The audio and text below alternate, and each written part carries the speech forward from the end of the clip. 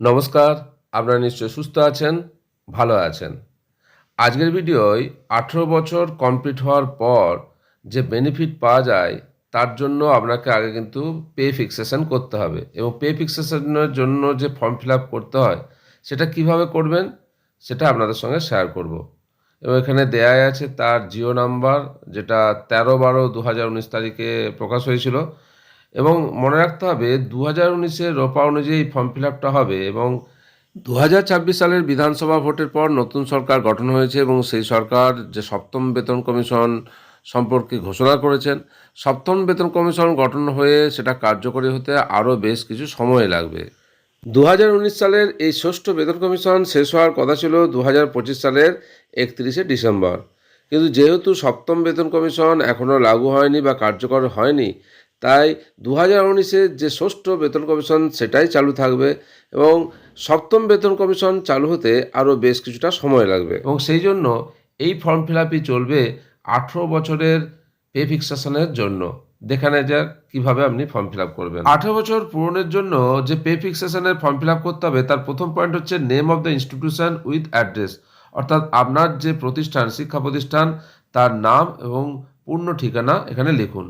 2 নম্বরে name and designation of the employee, অর্থাৎ যার 18 বছর পূরণ হচ্ছে তার নাম এবং ডেজিগনেশন লিখুন। অ্যাসিস্ট্যান্ট টিচার হলে অ্যাসিস্ট্যান্ট টিচার, গ্রুপ সি হলে গ্রুপ সি, গ্রুপ ডি হলে গ্রুপ ডি, অর্থাৎ তার যা ডেজিগনেশন সেটা লিখবেন।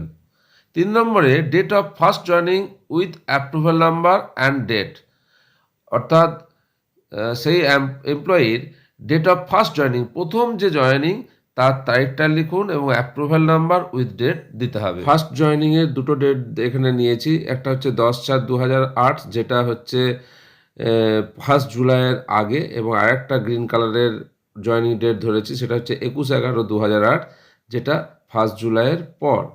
দুটো ডেটের ক্ষেত্রে কেমন হবে 18 ইয়ার্স বেনিফিট এবং তার হিসাবটা কেমন হবে এটা আমরা পরে এক্সপ্লেন করব। এরপর 4 নম্বর পয়েন্টে date of completion of 18 years continuous and satisfactory service, অর্থাৎ 18 বছর পূর্ণ হচ্ছে কত তারিখে। ফার্স্ট যে জয়নিং ডেট ধরেছিলাম 10/4/2008, তার জন্য 18 বছর পূর্ণ হচ্ছে 9/4/2026 তারিখে, এবং যে সেকেন্ড একটা গ্রিন কালার ধরেছিলাম 21/11/2008 জয়নিং, তাহলে তার 18 বছর পূর্ণ হচ্ছে 20/11/2026 তারিখে।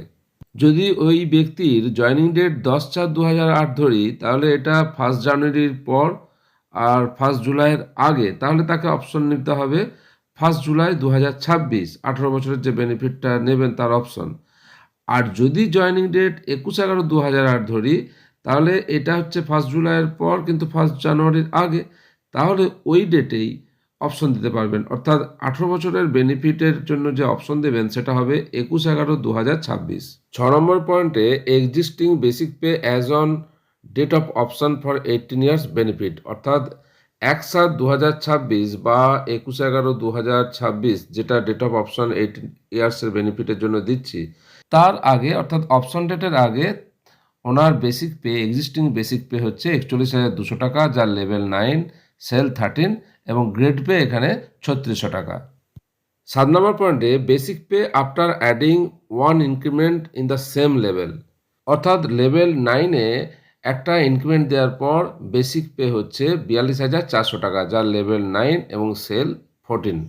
8 নম্বর পয়েন্টে pay to be fixed at next level due to completion of 18 years service, এর আগেরটা লেভেল 9 ছিল, তাহলে তার পরের লেভেল হচ্ছে 10, 42,400-র পরে যেটা লেভেল 10 হবে সেটা পে ম্যাট্রিক্স থেকে দেখা যাচ্ছে 43,300, যার লেভেল 10, সেল 11। এবং এই পে ম্যাট্রিক্সটা হচ্ছে ট্রেন প্রাইমারি টিচারদের জন্য, যাদের গ্রেড পে হচ্ছে 3600 টাকা। এত হুবহু মিলে যাবে, আপনি যদি পে ম্যাট্রিক্স দেখেন 2019-এর যে রোপা তার পে ম্যাট্রিক্সে কিন্তু হুবহু মিলে যাচ্ছে, এবং এখানে প্রাইমারি টিচার, ট্রেন টিচার এনাদের ক্ষেত্রে যা হবে সেটাই ধরা হয়েছে।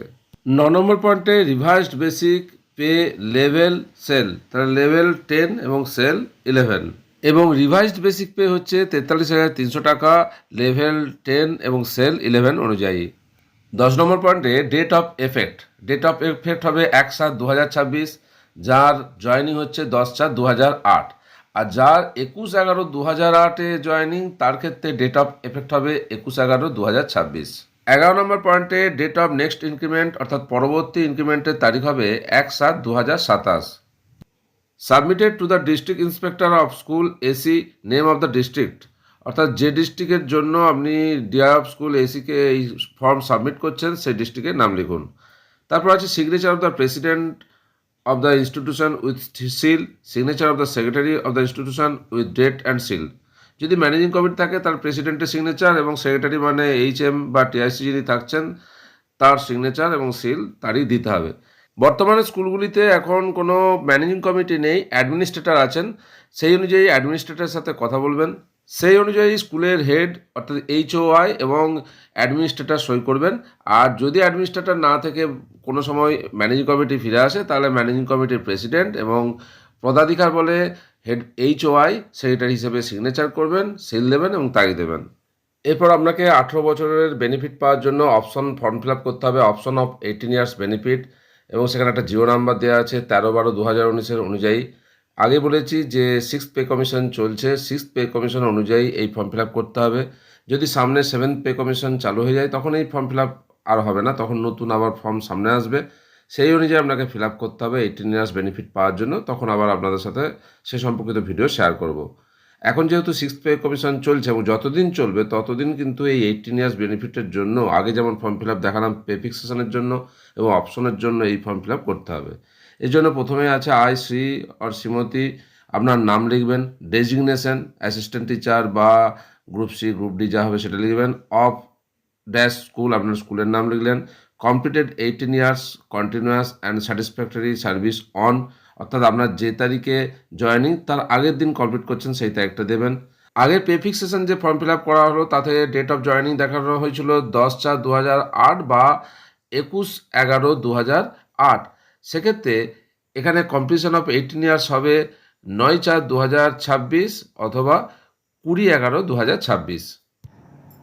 এরপর I do hereby of 18 years benefit on dash from the date of entitlement or date of next increment, অর্থাৎ আপনি কত তারিখে 18 বছরের বেনিফিট নেওয়ার জন্য অপশন দিচ্ছেন সেটা দিতে হবে। যদি আপনার জয়েনিং 1 জুলাইয়ের আগে হয় তাহলে আপনি এক্ষেত্রে দেবেন 1/7/2026 এবং এক্ষেত্রে ডেট অফ নেক্সট ইনক্রিমেন্টের দাগ দেবেন।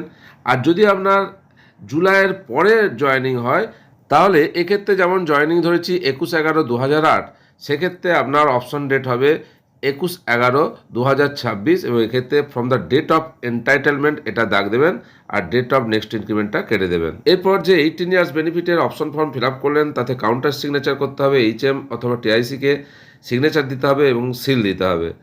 আর যিনি এটার ফর্ম ফিল আপ করলেন যার জন্যই অপশন ফর সেই এমপ্লয়িকে তার ডেজিগনেশন এবং ডেট দিয়ে সিগনেচার করতে হবে। এবার এই ফর্মগুলো আপনাকে ফিল আপ করে সমস্ত ডকুমেন্ট সহ ডিআইয়ের কাছে জমা দিতে হবে। কিছুটা সময় আগেই জমা দিতে হবে কারণ আপনাকে ভেটিং করতে হবে, এর জন্য অ্যাপ্রুভাল নিতে হবে। যদি দেরি হয়ে যায় তাহলে আপনাকে আবার এরিয়ার জন্য ক্লেম করতে হবে। আর কি কি ডকুমেন্টস আপনি 18 ইয়ার্স বেনিফিটের জন্য অ্যাপ্রুভাল পাওয়ার জন্য জমা দেবেন সেগুলো দেখে নেওয়া যাক। Prescribed pay fixation format duly filled in duplicate, অর্থাৎ যে আপনি পে ফিক্সেশনের ফরম্যাট অরিজিনাল ফিল আপ করলেন সেটা 2 কপি জমা দেবেন। Copy of approval of appointment, আপনার যে অ্যাপয়েন্টমেন্টের অ্যাপ্রুভাল আছে তার কপি দেবেন। Copy of service book up to date, আপনার সার্ভিস বুকের যে আপ টু ডেট তার জেরক্স আপনি জমা দেবেন। Copy of MC resolution for granting 18 years benefit mentioning Jio, যদি ম্যানেজিং কমিটি থাকে তার যে রেজুলেশন এবং এই জিও নাম্বার মেনশন করে তার কপি দিতে হবে। আর বর্তমানে আপনারা জানেন এমসি নেই, অ্যাডমিনিস্ট্রেটর আছে, তাহলে সেটাও একটা রেজুলেশন করে অ্যাডমিনিস্ট্রেটর এবং এইচওআই সিগনেচার করবেন সেরকম কপি দেবেন এবং সে ব্যাপারে অ্যাডমিনিস্ট্রেটরের সাথে কথা বলবেন। 5 নম্বরে copy of option for 18 years benefit, 18 years বেনিফিটের জন্য যে অপশন ফিল আপ করলেন তার কপি দিতে হবে।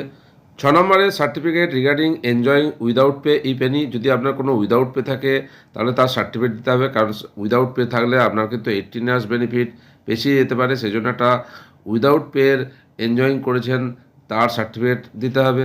7 নম্বরে copy of option and approval IPF under রোপা 2009 অ্যান্ড 2019, অর্থাৎ 2009 এবং 2019 অনুযায়ী যে অপশন আপনি দিয়েছিলেন অ্যানেক্সচার 1 অ্যানেক্সচার 2 তার কপি জমা দিতে হবে। 8 নম্বরে এইচআরএ ডিক্লারেশন, আপনাকে হাউস রেন্ট অ্যালাউন্স যে ডিক্লারেশন দিতে হবে। নম্বরে HRA comparative statement if spouse is employed, আপনার স্ত্রী বা আপনার স্বামী যদি এমপ্লয়ি হন অর্থাৎ চাকরি করেন তাহলে তাদের এইচআরেও ডিক্লারেশন দিতে হবে। 10 নম্বরে এইচএম ফরওয়ার্ডিং লেটার অর্থাৎ এইচএম বা টিআইসির ফরওয়ার্ডিং লেটার দিতে হবে। বর্তমানে যে 6th পে কমিশন চলছে সেই অনুযায়ী 2019-এর রোপা অনুযায়ী আপনি 18 ইয়ার্স বেনিফিটের pay fixation form fill up কীভাবে করবেন এবং 18 ইয়ার্স বেনিফিট পাওয়ার জন্য কীভাবে অপশন ফর্ম ফিল আপ করবেন তা আপনাদের সঙ্গে শেয়ার করলাম। আশা করি উপকারে আসবে। মনে রাখবেন, যতদিন এই 6th পে কমিশন চলবে ততদিন এই ফর্মগুলো লাগু থাকবে। নতুন পে কমিশন চালু হয়ে গেলে অন্য ফর্ম আসবে এবং আলাদাভাবে সেই অনুযায়ী ফর্ম ফিল আপ করতে হবে। সেই তথ্য সামনে এলে আপনাদের সঙ্গে শেয়ার করব। আপাতত 18 ইয়ার্স বেনিফিটের জন্য আপনি কিভাবে pay fixation form fill up করবেন এবং অপশন ফর্ম ফিল আপ করবেন এবং কি কি তথ্য জমা দেবেন তা আপনাদের সঙ্গে শেয়ার করলাম। বাংলা শিক্ষা SMS পোর্টাল, নিষ্ঠা course, school education, primary education সম্পর্কিত বিভিন্ন এই ধরনের ভিডিও দেখতে আমার চ্যানেলে চোখ রাখতে পারেন। আপনারা সকলে সুস্থ থাকুন, ভালো থাকুন।